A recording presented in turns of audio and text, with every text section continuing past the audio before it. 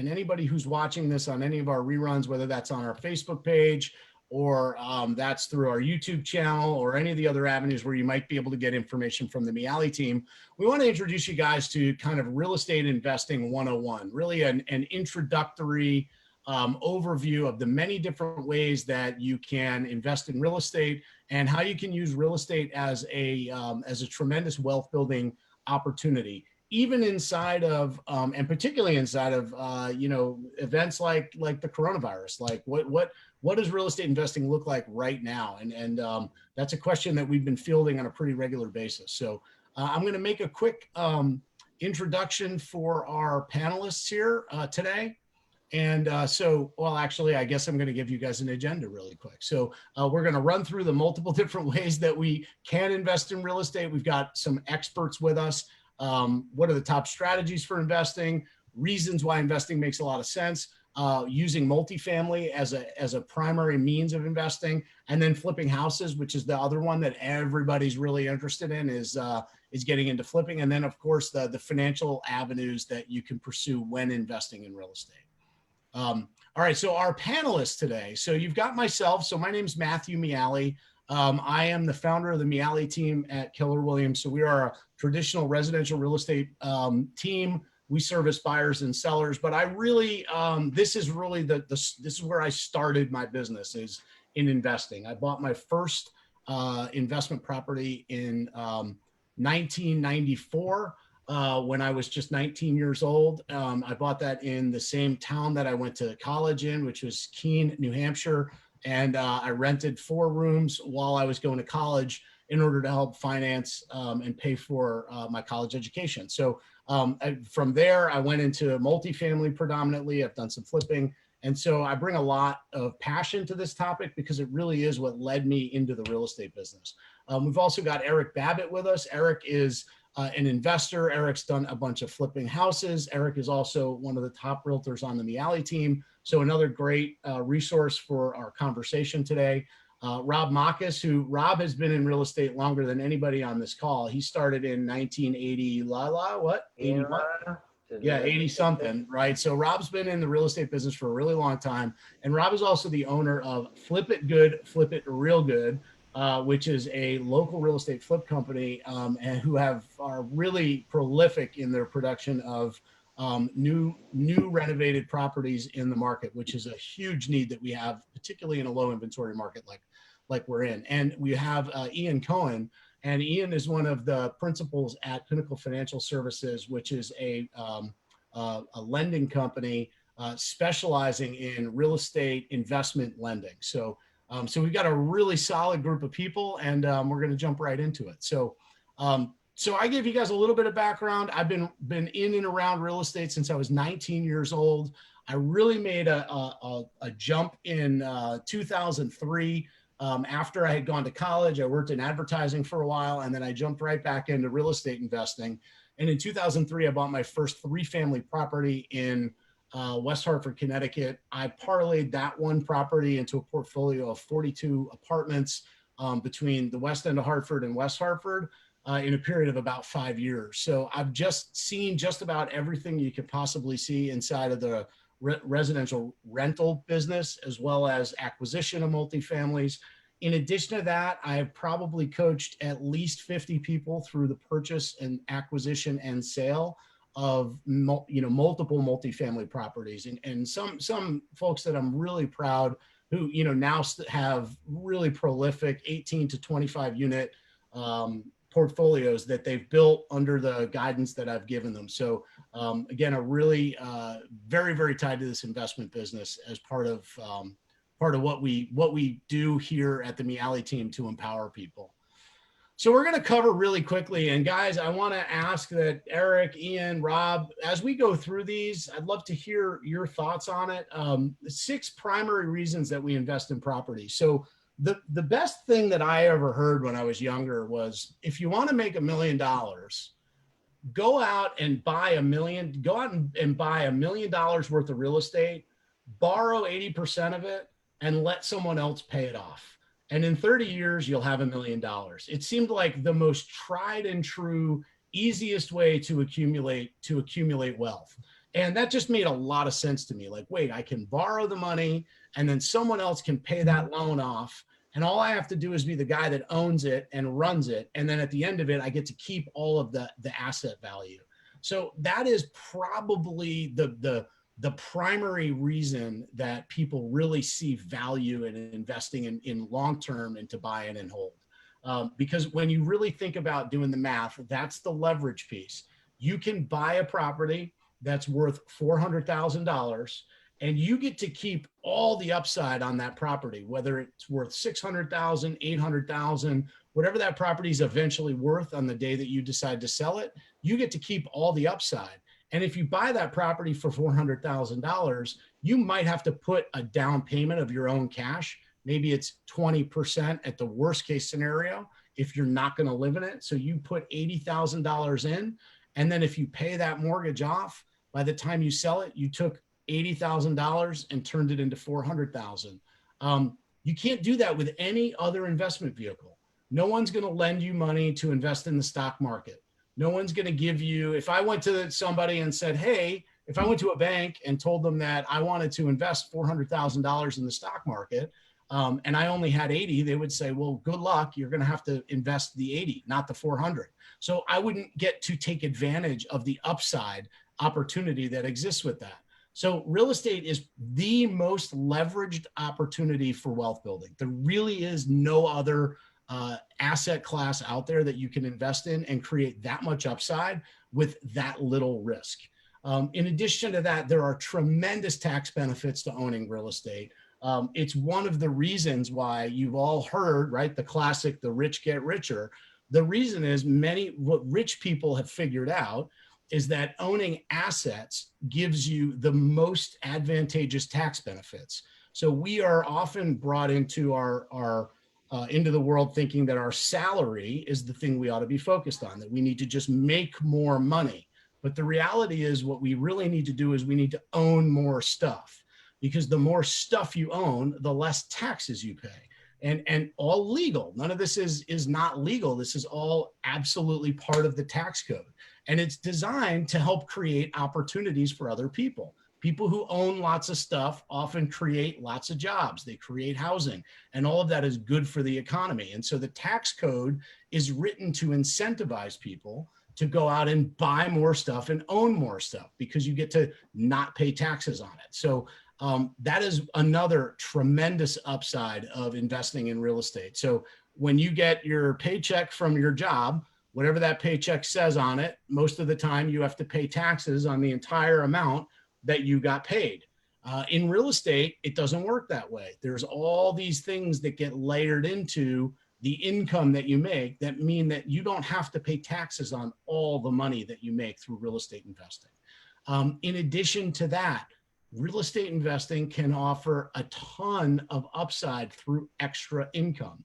So if you buy a property and you have costs associated with that, we call that our PITI, our principal, interest, taxes, and insurance, which are your fixed costs associated with buying a real estate property. The principal and interest being the mortgage component, and then your taxes and insurance being sort of the necessary evils of owning real estate.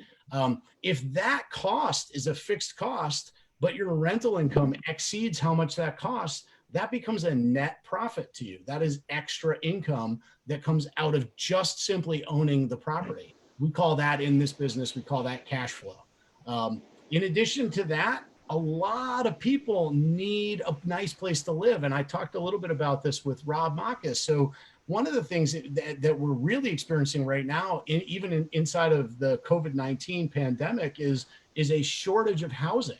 And that shortage of housing means that lots and lots of people need places to live. They need nice homes, comfortable homes, renovated homes. And particularly here in New England and in Connecticut, there are a lot of homes that are in dire need of being renovated and upgraded and brought up to code. And, you know, a lot of other issues that might be showing up inside of those houses where there are safety issues. And taking control of an asset like that, renovating it and putting it back on the market can create a tremendous upside for you as the investor, but also for the person that's buying that from you, because there may be a shortage of inventory.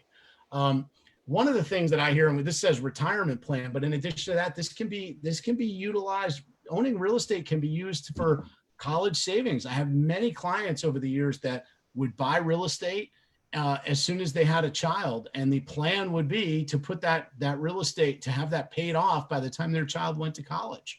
And so they would buy a property, rent it out for 18 years, and when it was time for their son or daughter to go to college, they would sell that property, and boom, there was the entire college education paid for over an 18-year retirement plan or savings plan. So investment properties can be a forced savings account for you. And then lastly, and you know, again, I've already sort of talked about this. I think probably one of the most important things is that real estate is an asset. And it being that it's something that you add to your asset class, what that means is when you own things, you get all the advantages of the ownership. And there's a reason why the term landlord, it says landlord.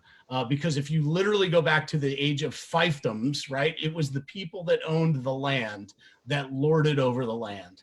The more you own, the more assets you have, the more wealth you will have the opportunity to build. My 11-year-old daughter was asking me just the other night about the royal family in England, and she said, "I don't understand it. Like, how do they have money if they're not part of the government? Like, how do they have all this money? Like, what do they do?" And I said, well, they just own stuff. Like the royal family, literally, it's just generations of wealth building. They literally just own so much stuff over so many generations that they are wealthy still to this day, basically, you know, for posing for photographs. So, and forgive me if I've insulted the royal family. I by no means mean to do that, but that is my general understanding of what the royal family does in England. So if anybody wants to correct me or add any insight into that, that would be great. But the asset, they just have so many assets that they've built wealth that lasts for generations. So investing in real estate is tried and true. It is an absolute that you will be very hard pressed to find somebody that says that owning more real estate is a bad idea, despite the fact that many people have concerns, and we're going to talk a little bit about some of those things coming up.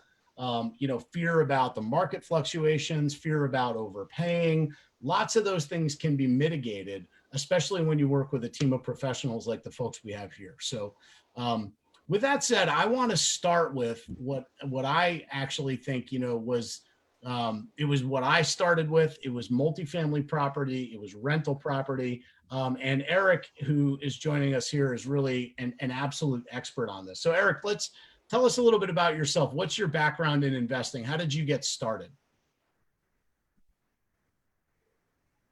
Is Eric frozen?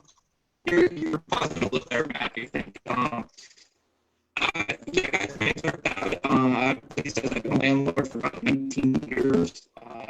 All in Manchester, one of the best tips I've ever received. Are you guys having a hard time hearing Eric? Yeah. You guys hear? So Eric, you're a little frozen, choppy. You weren't before, so I don't know what happened. Hang on. Am I back now? You're back.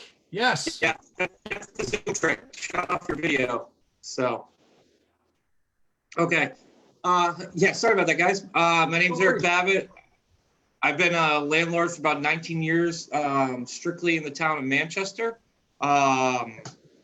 We really started, my wife and I started a long time ago, just with a dinner conversation with some friends who I thought going to their apartment. And they introduced and I asked them how much they were paying the rent. They're like, we don't. And we started asking them questions. And by the time we were done with dinner, we just realized that's something we wanted to do. So started with a 2-family, very simple, and then just moved on from there. So that's really it. I'm going to, Eric, I'm going to turn off your video just so that we can hear you while you're talking. So you started off with a 2-family, and how many units do you have now? 11. 11. And let's go back to that first one. So you said you guys were out at a dinner party, you were talking to some friends, right? And what was it about buying a multifamily that was interesting to you? Like why did you think that was something you and your wife wanted to do? We just love the concept because we were in a 1-bedroom apartment, and we just love the concept of owning something but not having to pay for it. So Yeah, that's the free, yeah, that's what Ben Kinney calls the free deal. Yeah. So yeah, interesting. So you said, hey, what do you mean I can live for free? Like I'm paying, what were you paying for rent at that time? Oh gosh, probably about $900 a month. So you were paying $900 a month, and then you were going to have an opportunity to go buy a 2-family in Manchester and probably pay less than that every month, right? And you guys bought your first 2-family. And when you bought that, so this is the thing that I think most people really need to key in on. When you bought that, how much money did you have to have in order to buy that property? What was your down payment? 3.5% of the purchase price. We went FHA the first time. Okay. Rolled in our closing costs. So essentially all we had to have at that point was about a little less than $5,000. Less than $5,000 in your pocket, and that enabled you to move into, was it a nicer apartment than your 1-bedroom, or was it the same, or what did it, like, how did it look? I would describe it as grandma's house, but it was in nice, clean condition. It just needed some updating. Okay, all right. So you guys got to move in. Was it a 2-bedroom or 1-bedroom that you moved into? 2-bedroom. So we moved bigger. Yes. So you went from a 1-bedroom to a 2-bedroom for less than $5,000, and you didn't have to pay. You had to pay less per month than you were paying when you were renting. It worked out to be about $150 a month out of our pocket. That is incredible. So not only did you get a bigger place, you were saving $750 a month on your rental income that you were then able to save, which, by the way, I'm no mathematician, but that pretty much means you made all your money back in the first year. So you literally paid yourself back the $5,000 just by rental savings in the first property that you bought. Correct. This gets me so giddy and excited. Like I love hearing stories like this. In the 12 years that I've been selling real estate, I have never failed to ask a first-time buyer this one simple question: have you ever considered multifamily property? For exactly what you just talked about, Eric, because it is the greatest gift that you think about that conversation that you guys had with your friends you were out to dinner with, and like what a gift they produced, because here you are, you said how many, 11 years, 12, how many years later? 19 years later? 19, yes. 19 years later with not only that, do you still own that 2-family? Correct. Still own that 2-family, which I assume 19 years later is probably, if not paid off, very close to it. So you own that almost free and clear. Plus, you've now got an additional 10 units. It's incredible. In value at this point. So when you talk to me about how you decided to go from that one where you were like, hey, I got the free deal, I really like this, to going into buying the next one. Like what prompted that? Why did you decide to do more? We sort of looked at the mantra of, if we can do this now, what happens if we can get a few more? If we're safe, we looked at it as, if we leave this house now and, we go buy a regular house, just, and pay a mortgage, like how much would we save, versus if we're able to do this quickly, how many can we get quickly? And, our theory behind it was we don't ever want to pay for a mortgage. So, right. So all of those multifamilies that you bought created enough cash flow that you could go buy your dream house. Correct. And have you done that? Last year. So you're basically living in your dream house for free. Correct. Yeah, that's incredible. And just for the audience that's with us, Eric has 3 kids, incredible kids. You guys have been married for how long? I better know this, 16 years. 16 years. So tell us about the house that you just bought. It's nice. We'll put it that way. It's got a lot of land. It's on a mountain. It's the dream home that we've always been looking for. And we don't pay a mortgage on it. Eric is incredibly humble. It's a gorgeous, gorgeous property. And, you know, it's a real testimony to what real estate wealth building can do, especially with patience over time. So let's talk about the bad side of real estate investing, the part that you hear about. I know that when I bought my first 3-family, I must have heard from at least a half a dozen people when I told them, yeah, I'm buying a multifamily apartment house. I must have heard, what about frozen pipes at 3 a.m.? Like that was the classic built-in, everybody thinks that happens all the time, that there's leaking pipes at 3 a.m. all over every multifamily. So what about maintaining them, Eric? I mean, you know, how do you do that? Like, how do you handle all the work that has to go into it? Originally, when we started, I did most of it. Okay. The key is finding good people around you, and you know, from there, just making sure they know the house. Like I definitely have a fantastic, I guess you would call him my handyman. He's primarily my weekend warrior. Okay. If there's ever a problem, it's just finding, I have the right people to call. So you didn't have them at first, but so like, no. Where did those people come from? Personal recommendations from other people. I started talking to other landlords in the area who they use, and just sort of get yourself out there. I think the big thing is, like I said, is if you have the ability, do as much as you can or to start with a multifamily, and then from there really try to find people to really assist you, because it can, from time to time, it can take a little bit of time out of you. But I mean, at this stage, and this is also to the way we bought them. We progressively, I guess you would say, progressively got worse and worse with the property condition. You got braver and braver, maybe? How about that? Yeah, let's call it that. I got braver every time, but that's also to speak to the leverage we had. Like we could take those risks because the more we got. Right, because you had more properties. Yeah, so I can totally relate to that. So the last acquisition that I made was definitely not an acquisition I would have gone anywhere near when I first started. It was a 10-unit fractured condo conversion.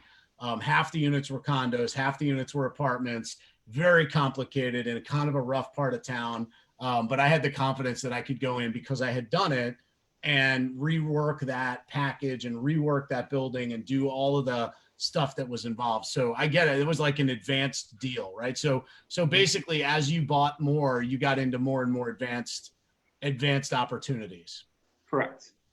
So what advice would you give to somebody right now who is living in an apartment and paying rent, who has expressed some interest in buying a multifamily? What would you tell them the first step is?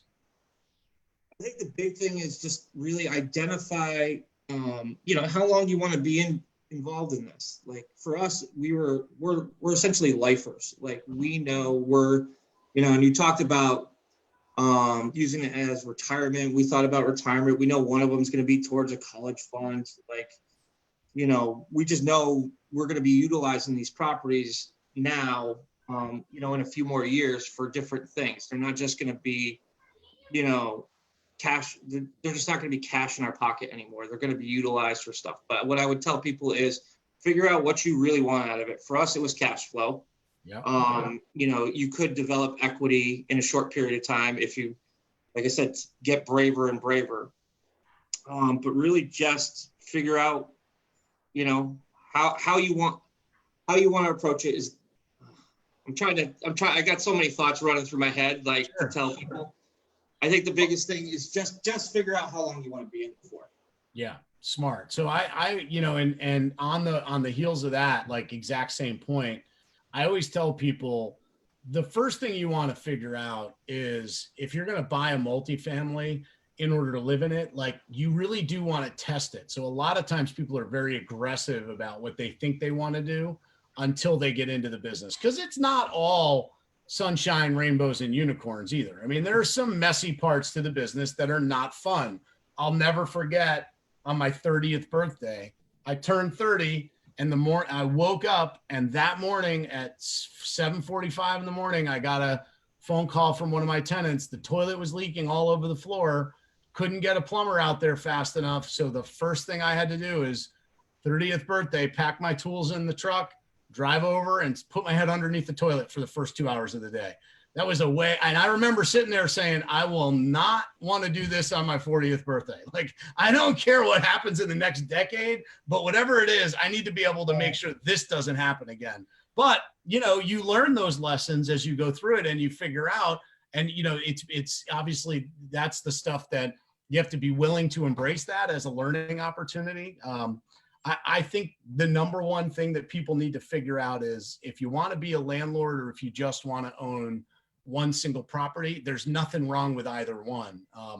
You know, if you buy a house and you can live in one and someone else can pay half of the mortgage for you, you know, there are some beautiful homes in central Connecticut, large multifamily properties, 2-bedroom, 3-bedroom, even some 4-bedroom units that you can live in that feel and live just like a home.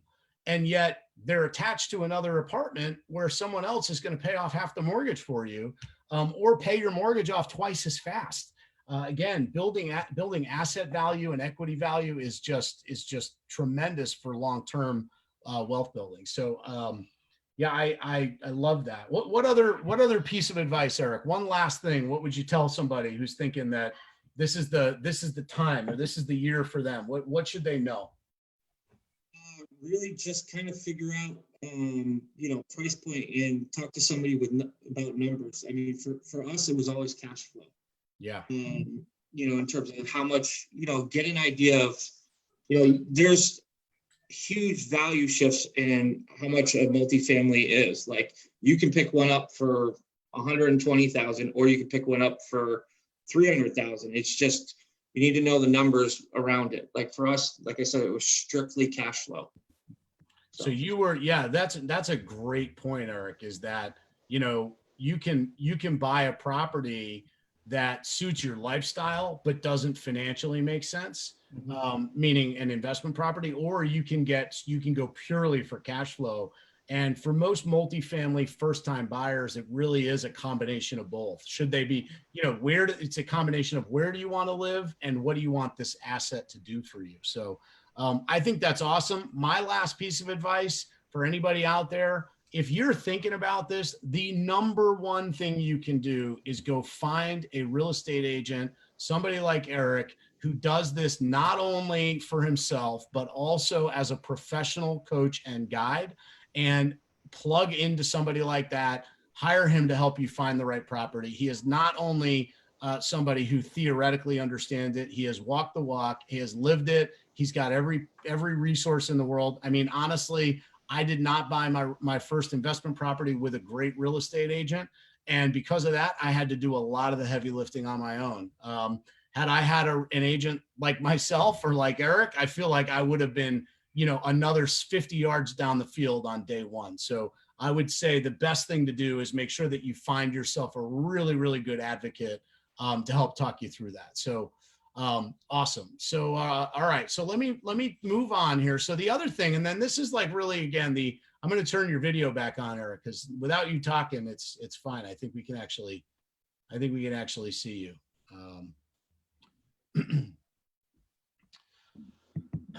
All right, so we've got some frequently asked questions. I'm going to kind of blow through these. I'm going to encourage anybody that's got questions like this, reach out to us directly, put them in the chat box. We will be 100% sure to follow up with everybody that's got any questions in the chat box after we finish this up. So here's a couple of questions. Let me go back here. What if I find a multifamily that's occupied with tenants? How hard is it to evict tenants? Will the kind of financing I'm approved for depend on if I decide to be an owner occupant or just an investor? Should I hire a property management company to handle day-to-day operations? How do you account for repairs? What is a tenant horror story we can learn from?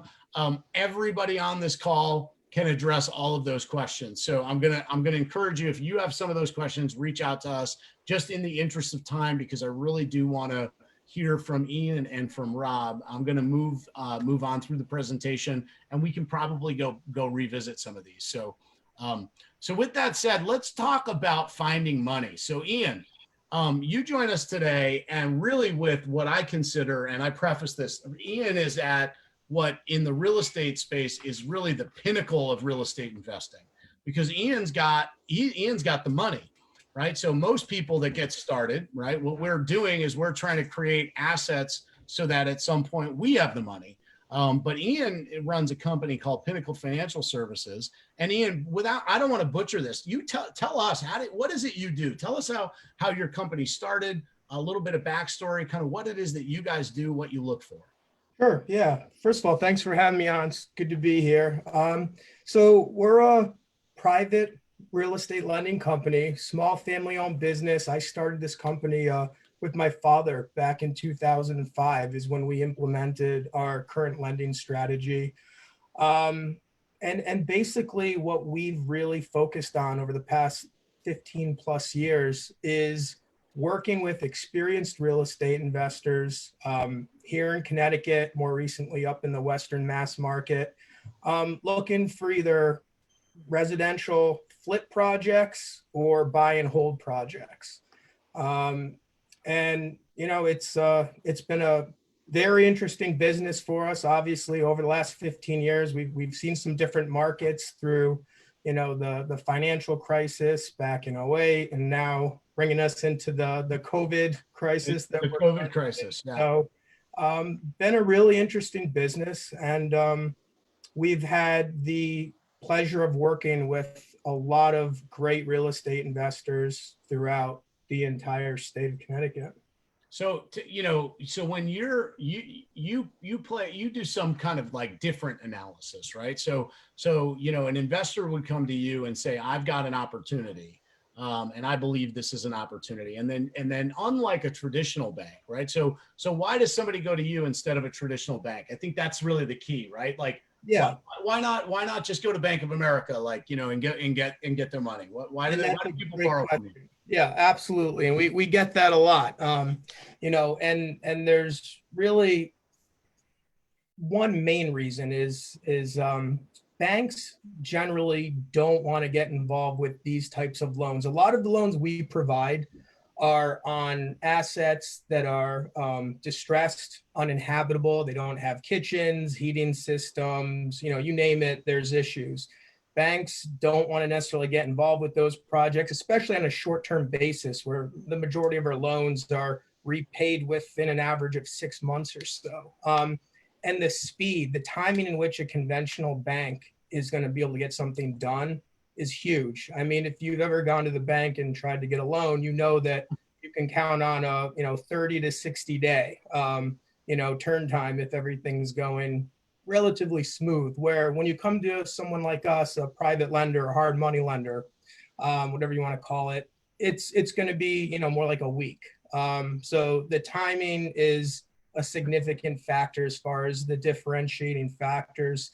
And then when a bank is going to be asking for full tax returns, full employment verification, full asset verification, seasoning of assets, private lenders generally are more interested in the asset.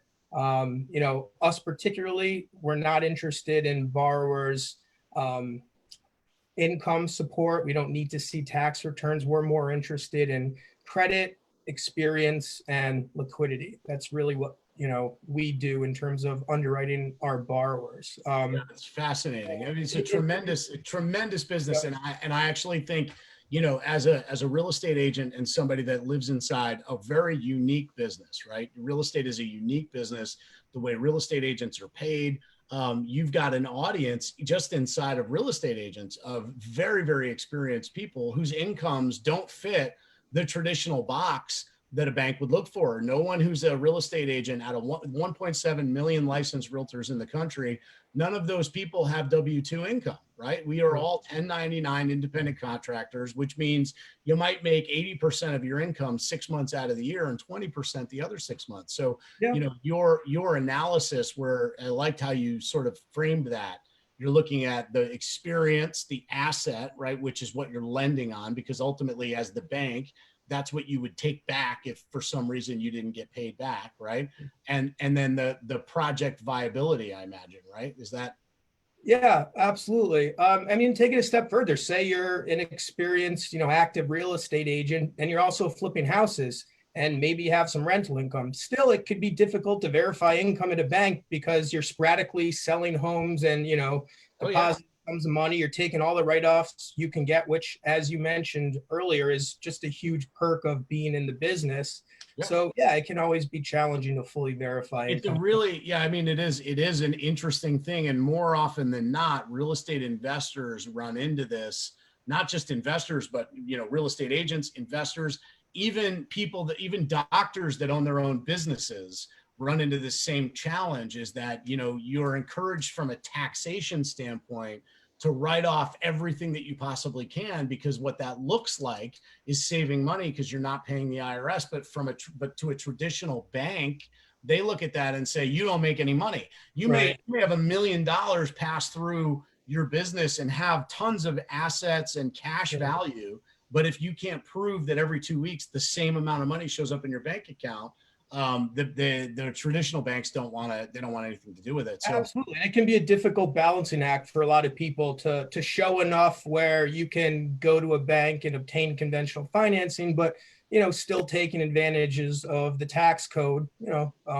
It can be a fine line there. yeah, that's really interesting. So what do what's a good project for you? I mean, obviously, so you guys obviously get paid more too, right? So I know rates change. I'm not going to ask you to quote rates. Anybody that wants, is interested in hearing more from Ian can email him here at ian@pinnaclefinancialllc.com. But what do you look for in a project? Like you kind of mentioned what your bread and butter is. Like, what does that look like to you? When somebody comes to you, what do they give you so that you can evaluate whether it's a project you guys are interested in? Sure. So assuming it's something where we've already, approved a borrower and we're just looking at an actual project. I mean, my niche, Pinnacle's niche, has been since inception, really focusing on the entry level, first time home buyer type properties in terms of the flip project. So that basically looks like, for the most part, generalizing it, under 250,000 resale value, which is really kind of always been our targeted market. So, what we're looking at is, did the borrower purchase this property at the right price? And that's what I tell everybody. You make your money when you put that property under contract. I don't care how good of a job you do renovating it, how aggressively or how great your agent is. If you pay too much up front, it's going to be an uphill battle. So it's making sure borrowers are finding the right projects, making sure it's a reasonable renovation budget and a clear exit strategy in terms of, being able to make it a profitable deal. That's for a flip project. We also do quite a bit in terms of borrowers that come to us to stabilize distressed rental properties. So they'll come into a hard money loan to acquire property, renovate it, and then in turn go and refinance it with a more traditional lender. Exactly. That's really smart too, right? Because here's one thing that I know: traditional banks will not lend you any money if there's not working heat, water, et cetera, right? And this is the time of year right now where opportunities like that start to show up, right? Because what happens over the winter is properties go vacant, pipes freeze, pipes burst, right? Houses fall into disrepair. And sometime around now, if we take COVID-19 out of the equation, the banks that have those mortgages wake up and say, oh my God, we need to unload these properties because they're not going to renovate them. And investors want to go buy them, but you can't go to Bank of America and get a loan on a 3-family that doesn't have 3 working boilers and 3 working hot water heaters. And those are actually really easy things generally to fix and put back into working order. But that's where somebody like you can come in and sort of act as the bridge loan between the acquisition and the repair, and then getting traditional financing so somebody could buy and hold for a long time. So that sounds really, really interesting.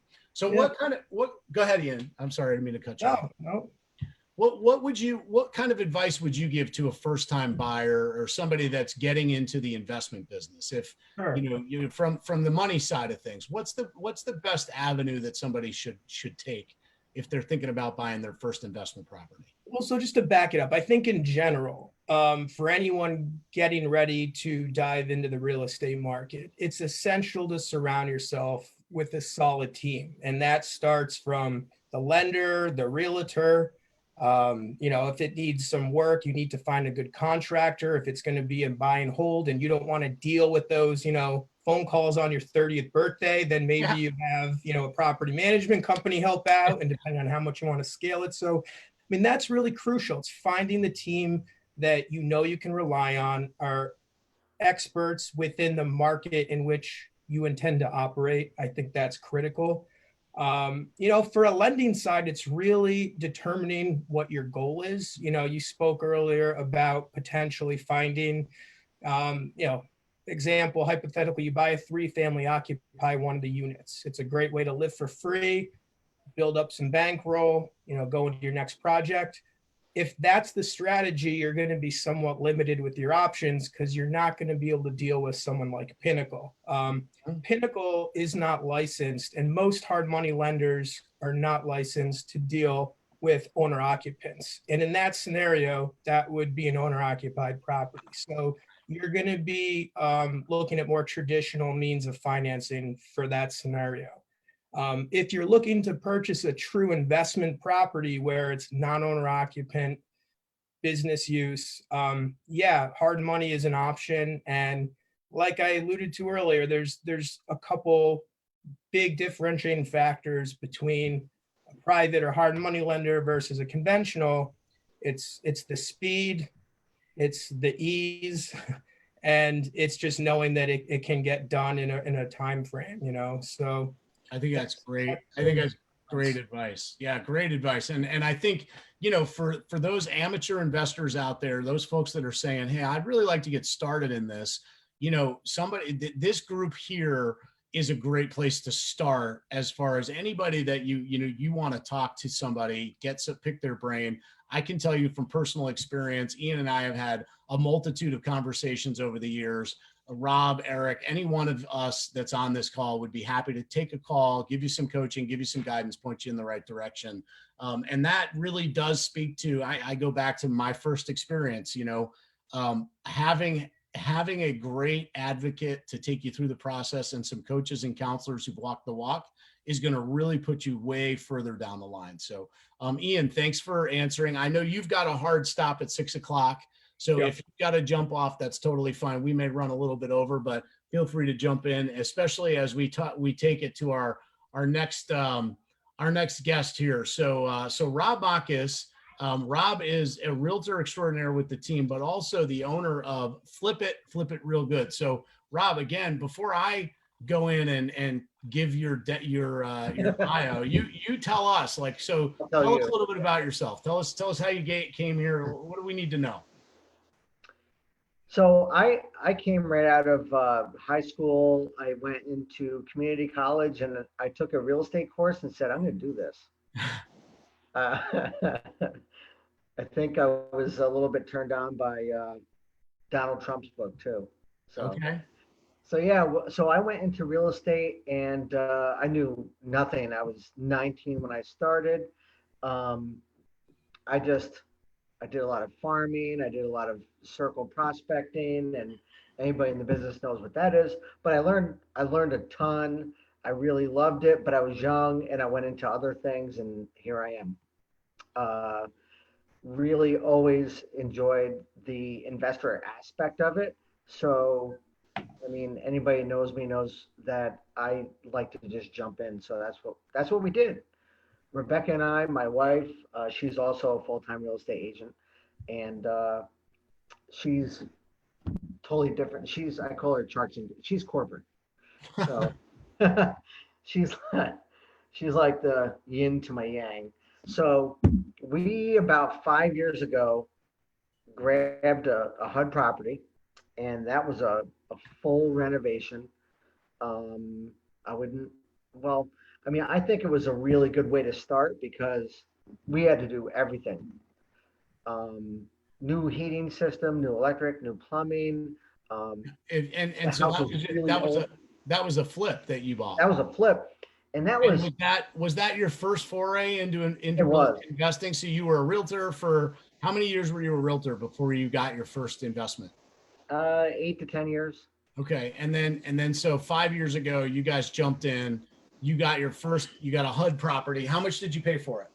I think we paid 45. Whew.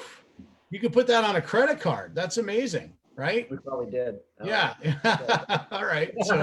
So you got a HUD property. And so a HUD property, for those that don't know, is a property that's been foreclosed on. It's owned by the bank initially, but then it gets taken over by the government because it was a government-backed loan that was on. It was probably like an FHA loan, or there was some government insurance attached to the loan, the traditional loan that got foreclosed on. So basically, Rob bought a foreclosure property. Right. So tell us about that renovation. So first of all, when you talk to an investor, the question you want to ask is, what have you done wrong, and what mistakes did you make? Because that's where all the good stuff is. To talk about your wins, I mean, it's just,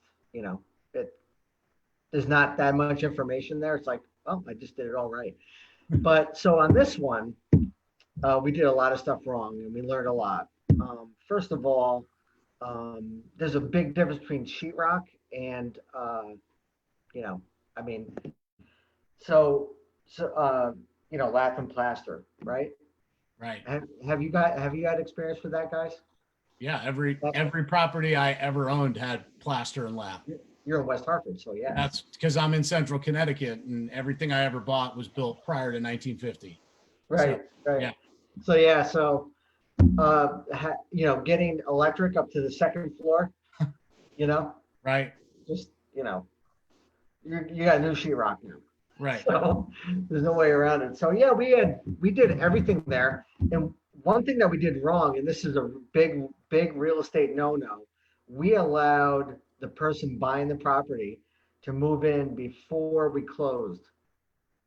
So take us through the demo. So you bought it and it needed everything. So like, how did you go about deciding what to do? Like you were saying sheetrock, like what did you do? Kitchens, baths, like take us through the flip process. Like you bought it for 45,000 and then you had to obviously fix it up, right? You didn't get to the closing right away. So what did you do? Yeah.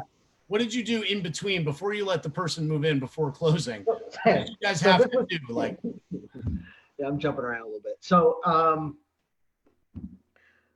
our renovation we figured it'd be around 40, right? So it was our first one, so we were a little bit squiffy on the numbers. Yeah. So we found, just like Eric, we found a contractor, we found a licensed electrician, licensed plumber, and we did new windows, new roof, new kitchen, took down the wall between the dining room and the kitchen. That was not load bearing. So it was new sheetrock, everything was new. The house when you were done was basically completely renovated. Right. Like a brand new home. Correct. And you said you planned on it costing you 40. How much did it actually cost? It cost probably just over 50, I'd say. Okay, so you weren't too far off. And then what were you able to sell that house for? I think we sold that house for like 130 something. Yeah, so really spot on into Ian's point about kind of that soft underbelly of the market, that first time home buyer house, right? Like a house that needed a ton of work, but you guys were able to go in and put that work in and then give somebody a brand new home for a really good value. So what did you guys do for the money? Was it your own money? Did you self-finance that, or did you guys use a lender like Ian? We used a lender like Ian. Yeah. Yep. Okay. Yep. And it was a year term. Okay. All right. And so you sold it. So you were all into that property for about 90. You sold it for about 130. And so, but then there was some other costs in there too, right? Like carrying costs and, insurance, right? And probably some lender fees and then real estate commission, right? So probably when I do the math on that, it wasn't a huge win, right? Like it seems like it. You went all in at 90 and sold it at 130. There's probably like 40,000 there, right? But you guys probably walked away with a pretty good check, enough so that you said, let's do this again. On HGTV, they tell me otherwise. Yeah. Yeah. On HGTV, you I think made we made 40,000. Yeah. 80. Right. Yeah. You made more. Right. So Yeah. yeah, I mean, so we actually made, after all the mistakes we made, we probably made like 10 grand Yeah. Okay. on that property. And that was after we let that woman move in and we had to evict her Oh my God. So because she backed out. yeah. So you bought a house, renovated it, turned it into a rental property without putting a lease in place, and then Unintentional. had to evict the person. Yeah. That sounds terrible. That sounds Right. like a great life. Like we could do I think we should do an entire webinar just on that one story. That sounds Exactly. like a good one. So then again, so now you decided you were going to jump back in though. So how many flips have you guys done since then? So that was 5 years ago. I think we've done 20-ish.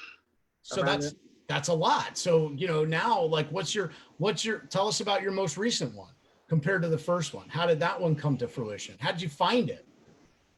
So that one was, we found that driving for dollars, we call it. Okay. So we saw a property in West Hartford and there were some things that weren't right about it. We sent the owner a letter and he reached out to us probably 6 months later and said, let's talk.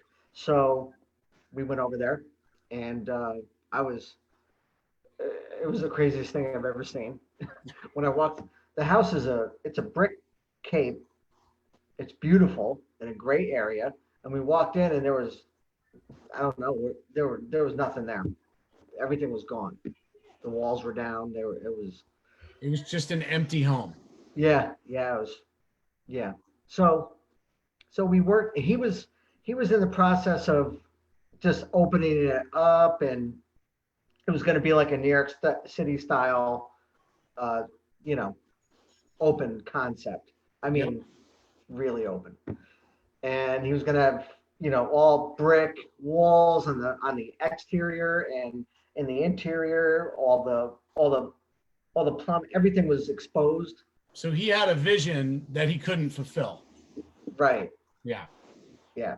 So when tell me about how you try to identify a good flip, Rob. I think that's if we can give anybody information here, how do you know if a property is a good candidate for flipping? Because it's not always the most destroyed properties, right? I think I've experienced that with buyers where they go and see a house that's in really terrible condition. And to Ian's point, just because it's in terrible condition doesn't necessarily mean it's a good flip, right? Like if it's in terrible condition, it may just, be a bad property, right?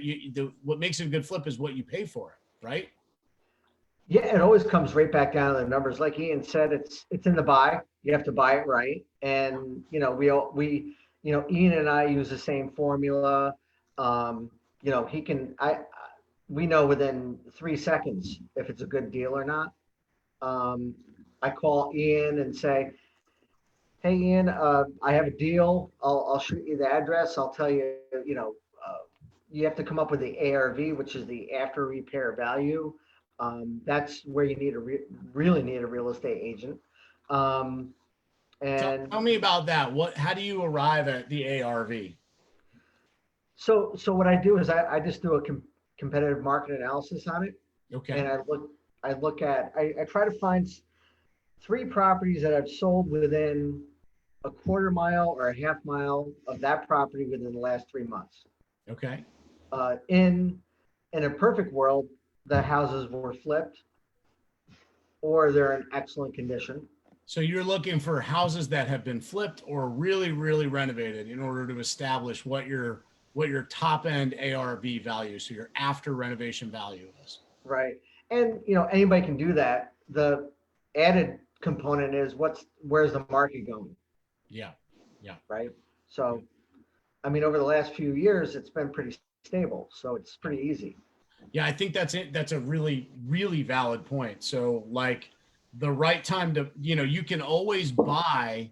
It's a lot easier to be a flipper when the market is improving because the market gives you a little bit of leniency because the market's improving, right? So if you invest $1 today, that same dollar that you invested in the property might be worth $1.10 in 6 months, right? At 10%, yeah, 10% is probably aggressive, but on the compound, the compound of it is that over many dollars, every dollar you invest is worth a little more 6 months from now. Well, that's really good. That gives you a little bit of a buffer. But when the market's going down, every dollar you invest is worth a little bit less 6 months from now, which means you actually have to race ahead of where the market goes. And that's a tricky thing to predict. Nobody really can predict where the real estate market's going. So yeah, I mean, and like if I called Ian today and I said, hey, I have a property on 123 Main Street in Newington, and he says, what do you think the ARV is? And I tell him 265. I mean, the first thing you're thinking, Ian, is, so that's going to be done. It's going to take him probably 2 or 3 months to do it. He's going to be selling it in, 2, 3, 4 months. What are you going to say right now? Yeah, I mean, so and that's the challenging question that we're in, amidst this current situation with COVID-19, where the market has held up very, very strong in the entry level first time home buyer. Well, and particularly even Ian, particularly for really, really nice product, right? So which is the kind of product that you and Rob produce is finished, renovated. Fully renovated and vacant, which these days is critical because it just helps with the level of comfort due to the current situation. But it's I lost my train of thought. Where were we? Oh, we were just talking about what the direction that the market's going in. Oh, right. Yeah. So today the market's strong. There's a lot of uncertainty out there right now in terms of how the economic impacts will affect the real estate market. And right now, what we're telling all of our borrowers who are asking for our advice is to make sure you put in a cushion where there could be a correction, and there likely will be a correction. Connecticut hasn't experienced the same levels of appreciation as a lot of other states. So I don't see us being as susceptible, but it's important to know that if there is a softening in the market, you might not make as much as you're projecting based on today's values, but you're still going to be in a good position where you're not losing. And that's really critical today, because right now it's a challenge. And I think for a lot of banks, lenders, that's going to be an issue moving forward until there's a little bit more certainty as far as how this whole situation plays out. What's wild about what we're experiencing right now, important for anybody thinking about getting into the fix and flip business, is that, to your point, there's a lot of uncertainty, and there's also a massive shortage of inventory, because what the major impact has been is that people that would traditionally have been flooding the market with their residential homes to sell are choosing not to. And that choice is now creating a void for the buyer market. So there's actually a massive buyer appetite right now and a shortage of inventory. So how that's going to play out is really anybody, it's just going to have to play out. Nobody actually knows. But in the short term, I can tell you, if you had a flip house right now, if you had a target and you can get it done in the next 60 to 90 days, you're probably in a great spot. You're probably in a really good spot, because that correction economically is probably not going to hit the market until unemployment runs out for a lot of people. Right now, people are living with artificial stimulus in the market. The federal government is giving people that were unemployed an extra $600 per month, right? In addition to that, people that are collecting in Connecticut are getting 60% of what their salary is. So that transactional economic impact, it's not there yet. There's probably I think a 4 to 5 month window, which, by the way, simultaneously hits as winter starts. So we're probably facing a pretty tough winter in the real estate business, but the next 4 to 5 months are going to be, I think, really interesting. I mean, certainly a lot of opportunity. And when there's uncertainty, that always creates opportunity. So always creates opportunity. With that, guys, I really appreciate you having me on. If anyone has questions, feel free to reach out directly after. I'm going to have to jet though. Thank you, Ian, for joining us, and Good we seeing you. very much appreciate it. And we'll be sure to include your information in all the rebroadcast. And folks, you can reach out to Ian, ask him any questions if you have them, or of course anybody else that's here. So with that said, so Rob, let's wrap up on flips here for a minute. So what piece of advice would you give to somebody who really wanted to buy their first flip? They said, I feel like this is it. I feel like this is a thing that I can do, a thing that I want to do. What are you going to tell them they need to do? Well, the one thing that a lot of people don't think about with using somebody like Ian is that he's gonna help save you, right? He knows the numbers. If it's almost like, when we advise people, when we have clients buying properties and we put an appraisal rider, right, on there, they're getting a mortgage. If it doesn't appraise, they're good, right? If you use your own money and you go out and you don't use a realtor, you can really get yourself in trouble, because there are no check valves anywhere. Right. You're going to allow emotion to really get in the way of making sound decisions. Right. I mean, especially let's not even talk about right now. Let's talk about in a normal market. It's you can get yourself in a lot of trouble. Let's just pause there for a second. Rob, I know you pretty well. Have you ever gotten excited about a deal that wasn't a good deal in retrospect? I have. Yeah. How about you, Eric? Yeah. Oh yeah, me too. It's natural. I think that's a thing that every investor needs to understand, is that gut feel has no business in investing. Some of the worst mistakes I've made and have lost hundreds of thousands of dollars have been because I followed my gut. And I've been doing this a really long time, and I've been around really smart people. And the bottom line is, your gut is no measure of certainty. And making investments is about numbers, and it's about evaluating those numbers and making good decisions. And to your point, Rob, when you're surrounded by good advisors and other people who actually have skin in the game to make sure you don't screw up, like a guy like Ian, that's going to help you. That's going to save you. So I think that's a great point. And we're bouncing right up here at 6 o'clock. And I want to say you guys have been awesome. Final parting thoughts for anybody thinking about getting into the business, investing in any way. Eric, before you jump off, share with us what's your one piece of advice that somebody should take to heart before they go out and start doing anything. Did we lose Eric?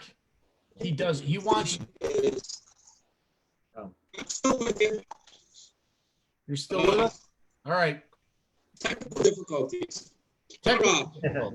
He's saying get a stronger Wi-Fi. That's what he said. That's Eric's advice. Yeah, Eric's advice. So how about you, Rob? What is your... My advice is surround yourself with a really good team. I'm talking about attorneys, a CPA, a lender, a realtor, insurance company. Find a mentor. I'm available if anyone's interested in investing, multifamilies or flips.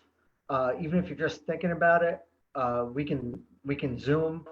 I'll take you through everything. I mean, you really do need to have the right people surrounding you. I agree completely. I think that is excellent advice. The very first thing that you want to do is connect with the right people who have a vested interest in your success. And obviously, I am not objective in this opinion at all, but I think a realtor is the best place to start. And certainly Rob or Eric, who are here, are both experienced, excellent real estate agents with a ton of experience that can help anybody who's thinking about getting themselves involved in this with good coaching. And again, walk the walk kind of advice. So Eric's back with us. So Eric, take us out. Tell us your parting bit of wisdom before we wrap up here. Yeah, I mean, I absolutely find people with experience in this. Like anybody can bring you to a property, anybody can do it. But if you don't have somebody who I've seen it too many times where, like, yeah, I got this great deal. It's not a great deal. Like they didn't go through the numbers. Like I mean, even in Rob's scenarios, I've been down that road where it's just, if you take too much emotion, you got to take the emotion out of it and find people with experience. So that's really Absolutely. it. I love it. All right. Well, with that said, guys, it's been awesome. Thank you to everybody who's joined us. Please go ahead and like our Facebook page if you haven't already. Put a comment on our Facebook page. Give us a review if this was valuable for you. We are here to help. We're here to support you guys. And, we want to continue to deliver a lot of value around real estate, buying, selling, investing, downsizing, staging, just about anything that we can offer. So your feedback to us is really, really important and really valuable. And also, I'd ask if you want, go on our Facebook page and give us a message and tell us what kind of topics you'd like us to cover. If there's other stuff that you're thinking about, whether that's inside of investing or not, even if you're interested in becoming a real estate agent, let us know how we can help you, fulfill your real estate dreams. And that's what we're here for. So thanks, everybody. I'm going to go ahead and end the webinar, and we'll look forward to seeing you next time. So again, thank you, Rob. Thank you, Eric. Thanks. Thank you. And Thanks, Matt. Thank have you. a great night, everybody. You too. Take care.